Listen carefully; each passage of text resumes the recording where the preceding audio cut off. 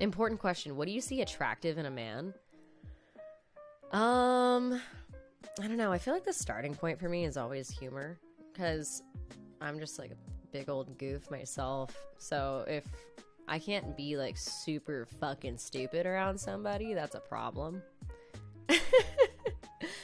After that, I guess I don't think that like money or success or anything like that is that important.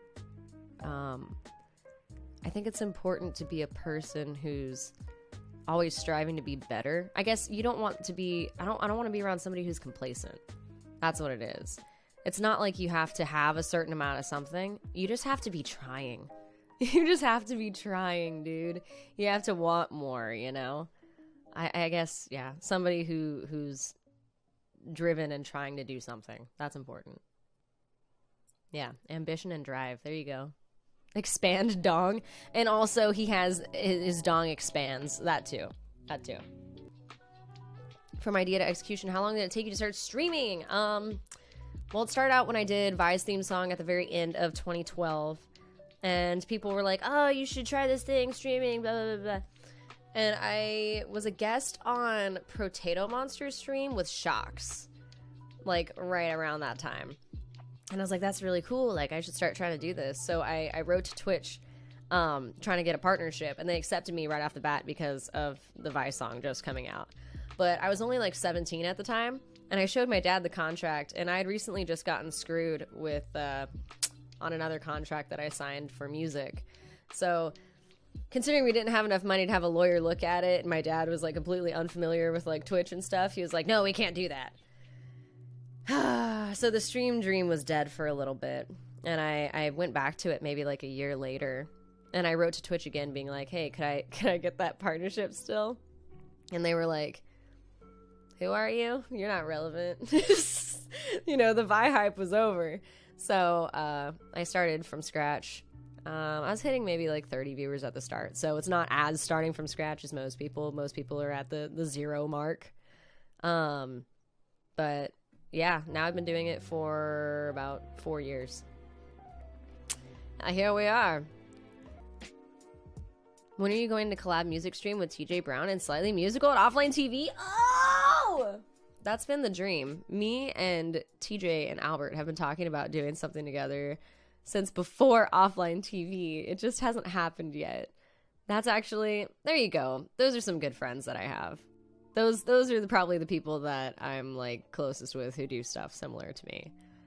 But yeah, that'd be awesome. I think we just haven't figured out the right thing that we need to do yet, and when to do it, how to do it, all the details of it. Well, Sempra, yeah, Offline TV's cool. I had fun when I was there. I was actually surprised how not awkward it was. Not awkward because of them, awkward because of me. They're all pretty like easy to get along with, you know, being the first person walking in the door and being, you know, feeling weird, and then being like, don't worry, you're good, we're having a good time, chill. How did you get into gaming or come to love it so much as a grill? Honestly, okay, so when I was a small person, I was real small. I obviously don't remember all this, but I remember a good portion of it myself, but my dad says my age range was about 2 years old. Me, my mom, my dad all lived in an apartment in the shitty side of town, and my mom used to leave at night to go stay the night at the neighbor man's house. And when that would happen, me and my dad would play Super Mario 64. And that was our bonding activity at that time, when things were quite weird. So I just I don't know, I grew up on it. It was just the thing that me and my dad did together, and then it just kept on going and going. I got a Game Boy, like the old big block, black and white Game Boy. And yeah, my earliest gaming memories are probably Mario 64, Banjo-Kazooie, and Pokemon Red and Blue. Kirby's Dream Land. Hey You Pikachu, Pokemon Stadium. And I get into voice acting. I think that happened just from, well, when I was a little kid, I used to sit around and do like Pokemon impressions because that's what I considered to be a good time. And I would imitate voices, even with I don't know, like singing and stuff. I'd try to like imitate singing voices and stuff. After I did Here Comes Vi for Riot, that opened up like a few opportunities to do like little small voice acting gigs on YouTube.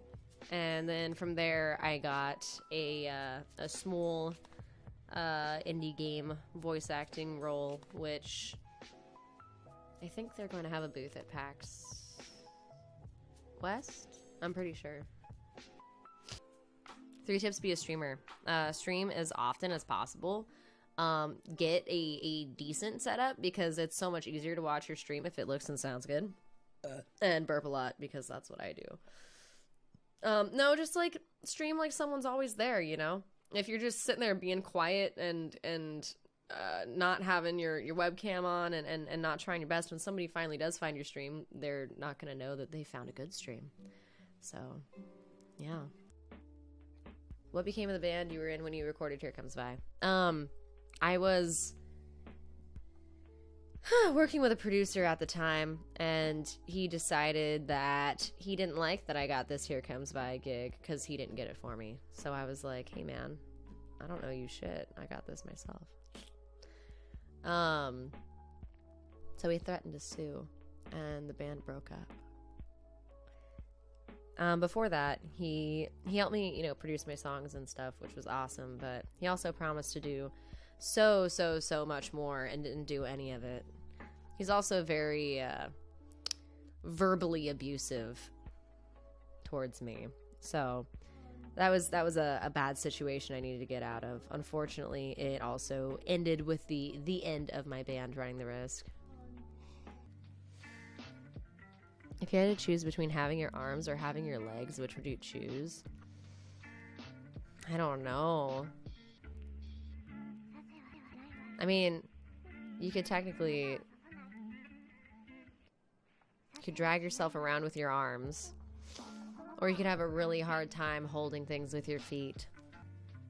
I guess I'd probably drag myself around with my arms, because it would still just be, like, easier to do stuff.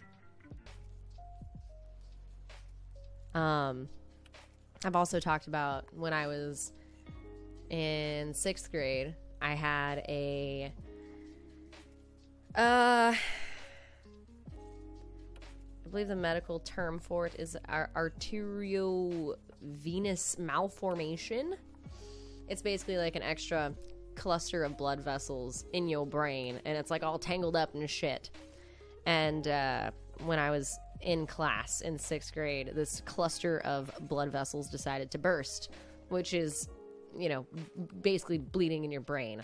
So I had, like a really intense headache, and it literally just felt like there was like a hammer hitting the inside of my head.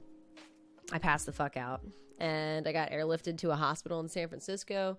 They cut my head open from here to here, and they took that out. So I did kind of have like a near-death experience at a young age too.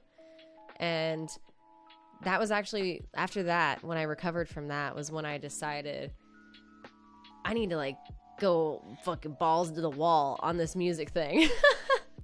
I was like 12 years old and like, it's time. We got to do something. And that's when, I started telling my family, like, I want to do this, and doing like local talent shows and like trying to be a part of different programs and stuff in LA. And I met, my first music producer there who helped me make my original songs when I was like 13 through 14. And then I met the next guy who helped me make the Running the Risk songs that got me to do the Here Comes Vi stuff. So yeah, I don't know. I guess I'd just say that me being a little more, I don't know if mature is the word, but people think I'm older because I guess I've seen some shit. But not really. Not really. I've had like an awesome, really pleasant life. It's just there's also like an undertone of there's been some shit, What's the next trick you want to train Doggo? I don't know. He knows quite a few tricks. He knows how to sit, shake, high five, lay down, roll over, up. He was doing alright with army crawling, but I haven't done that one in a long time, so I don't know if he can do it anymore. He really loves ice cubes. He's been slowly getting closer to learning how to get ice out of the refrigerator, because we have the ice maker on the side of the refrigerator. I'd like to see him do that. I want to see the boy happy, and I know that's what would make him happy, is being able to get ice by himself. I don't know, Fuji. It's hard to say. The internet's hard to predict. It does seem like Twitch is only going upward. Honestly, it might go the direction of YouTube, where it just gets more and more like TV. More and more, I don't know, just people trying to, it already seems like it's happening to an extent, you know, people just trying to do like something else to be bizarre, outdo people's expectations, be a little crazy, and then go away for a while and come back once their controversy is over to open arms. So I don't know. That seems to already kind of be how it is, you know. People fighting to get on live stream fails for views. So in a way, it kind of already is following in the footsteps of YouTube, I would say. If you're forced to change bodies and you could only choose from league girls, who would it be? I don't know. Hold on. Let's see. Let's check out some league girls.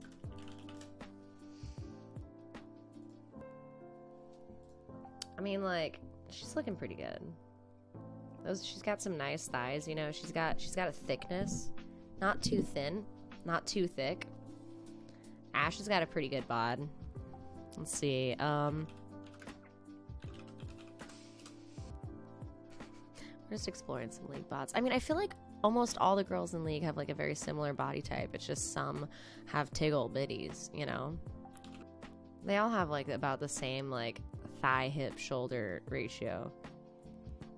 I remember this was like one of my first impressions of League of Legends. I was like, that girl with like the waist who's so fucking tiny and like big ass like break your back titties, and she's moist. Like, that's League of Legends. Dead ass. I mean, she's styling. She's fucking styling. Tom Kench. Honestly, my dream body type is Tom Kench. Oh my god. He's looking great. That's a beautiful man right there. Just like a hunk of Kench. I'm loving that shit. I don't know. I think I'd want to look like Tom Kench. All the world's a river, and I'm its king.